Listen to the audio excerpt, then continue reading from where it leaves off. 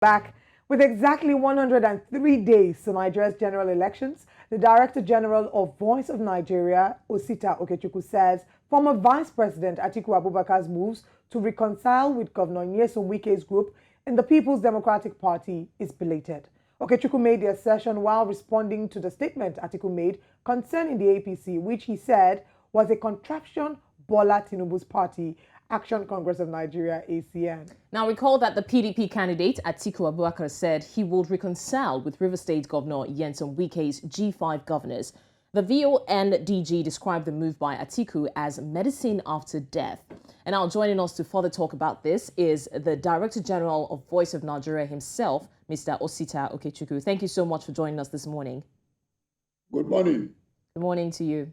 All right, maybe we should start the conversation, first of all, by asking if you think that there are merits to the argument by the G5 governors. For the longest time, they've called for Iyorchia Anyu to resign, but it doesn't seem like this is happening anytime soon. What are your thoughts on this? Do you think that there is any merit first to their issues or to the issues that they have raised with the People's Democratic Party? In politics, campaign period is defined as the feast of democracy.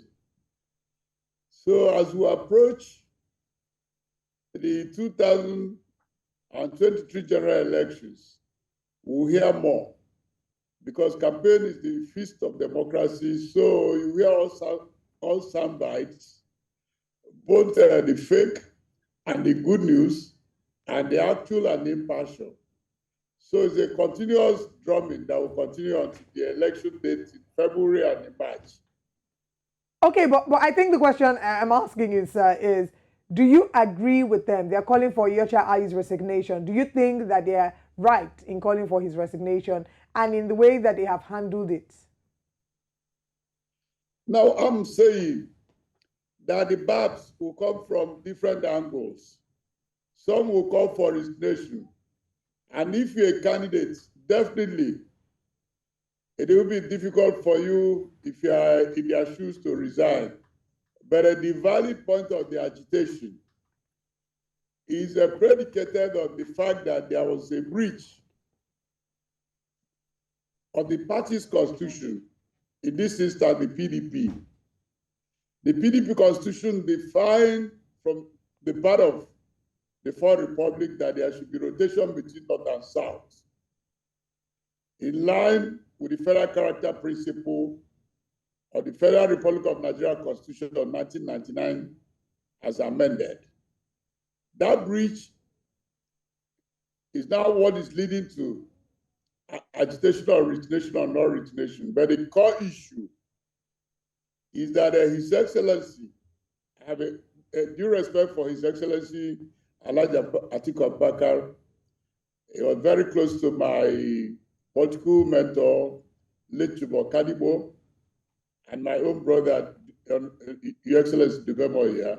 But the point of the matter is that if he cast his mind back in 2018, the southern membership of the People's Democratic Party did not participate in the presidential primaries, which took place in Port Harcourt and was hosted by Governor Wike. And in that primaries, it was only northern presidential aspirants that contested. And His Excellency Atiku Abubakar emerged as the presidential candidate. When that same section of the constitution of the PDP was referred to, they said, no. We have to throw it open for all corners of the country. That is what led where they are. And which was unconstitutional as per the constitution of the PDP, that was very succinct in identifying the fault lines of the Nigerian state, that there's need for harmonious and inclusive Nigeria, where there's no imperial or domination by any section of the country to the other. I think that is at the crux before the issue of resignation of the chairman of the PDP, Dr. Ayu. That one is peripheral as far as I'm concerned. The germane issue is that the PDP, His Excellency Atiku Abubakar, deliberately breached the constitution of his own party.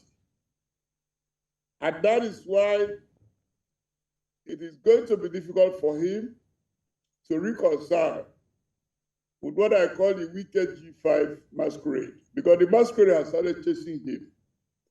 And Nigerian patrons are joining the same thing, because for us in the APC, it was the APC Northern Governors Forum, in their own wisdom for the interests of the country, that on June 4th, before our primaries on June 6th, said they must select a candidate from the southern part of the country, that it wouldn't be just, fair, and patriotic that after 8 years of President Muhammadu Buhari CFR, that a northerner should take over from him. And then we came to the convention on the 6th of that same June, and a southerner emerged as the presidential candidate of the APC. I mean, but Mr. Osita, looking at the issue at hand, it doesn't exactly seem so peripheral, like you said, because, I mean, so many people are now saying that Atiku is a problem of PDP because of the zoning and everything, and asking for IU's resignation and all. So would you say that the underlying issues are stronger than what they're facing now? Because it seems like this issue is causing a lot of uproar, and now seeing how he wants to reconcile, and you are saying it's medicine after death. It's not causing any problem to the Nigerian state, because the consequence of the breach of the PDP constitution is that if PDP had 70% of victory, they have lost about 40 of it. Right. Okay, so this automatically affects their chances. I want to believe that you mean that this affects their chances in the forthcoming elections. Is that what you're saying? It will, drastically it will. If they had zoned their presidency to the southern part of the country, my brother Peter Obi couldn't have emerged unless if he had emerged under the PDP. The growth of Peter Obi is a fallout of that breach of the constitution of the PDP. Let's talk about the APC for a moment. There have been conversations and allegations about the presidential aspirant of the APC being involved with drugs. Of course, these allegations that he's come out to debunk. Do you think they have threatened to sue people, or they've threatened that these are libelous claims and that there will be some suing happening? What's your take on all the drama that's going on with the APC in terms of this? Do you think that this is in any way going to affect their chances? And also, the presidential aspirant will not be attending presidential debates. Do you think that this is a fair thing, especially as Nigerians have complained that there is a disconnect between the government and the governed, as there is a lack of communication?